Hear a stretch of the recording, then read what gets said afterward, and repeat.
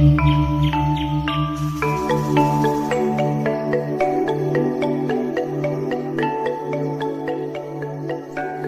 our Balinese culture, we believe Megedong-gedongan Ceremony. Megedong-gedongan is the ceremony of pregnancy. Megedong-gedongan came from the origin of the word Gedong.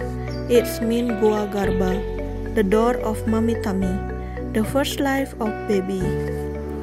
Megedong-gedongan ceremonial usually will be implemented on 6 months or above of pregnancy, because on this month baby has a completed organ as a human.